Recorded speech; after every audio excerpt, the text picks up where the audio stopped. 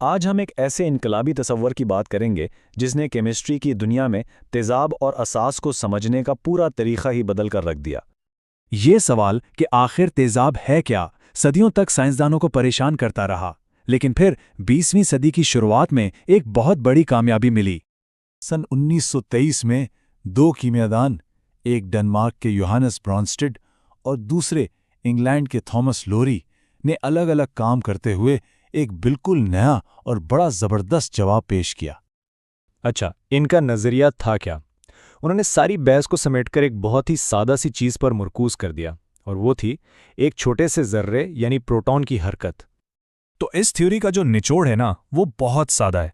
एक तेज़ाब यानी एसिड वो चीज़ है जो प्रोटॉन देता है, और असास यानी बेस वो है जो उस प्रोटॉन को कबूल कर लेता है। बस इतना ही है।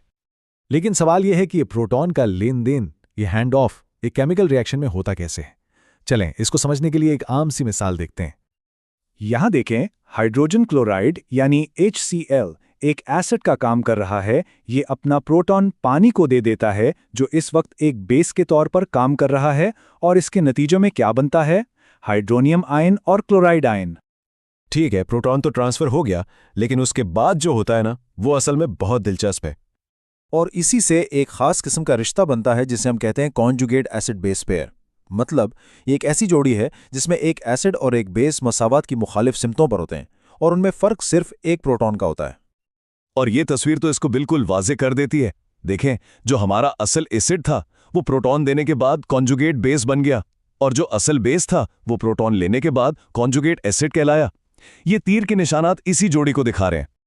और मज़े की बात यह है कि ये उसूल सिर्फ एक रिएक्शन तक महदूद नहीं।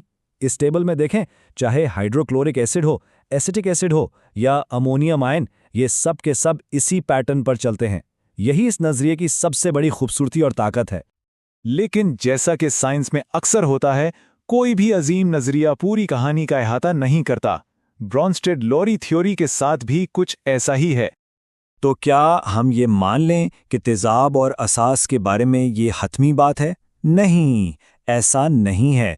चले अब ये देखते हैं कि इस ताकतवर वजाहत की अपनी खुदूद क्या हैं, यानी वो कौन से एरियाज़ हैं जहां ये काम नहीं करती।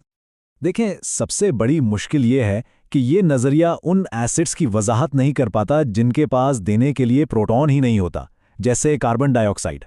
इसी तरह ये उन बेसिस पर भी पूरी तरह लागू नहीं होता जिनमें हाइड्रोक्साइड आयन्स होते हैं।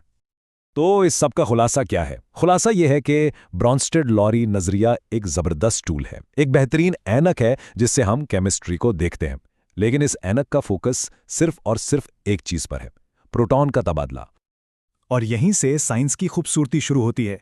हर जवाब एक नया सवाल खड़ा कर देता है। अगर इस नज़रिए की भी कुछ हुदूद हैं, तो फिर उससे आगे की कहानी क्या हो सकती है? अगली वजाहत कैसी नजर आएगी?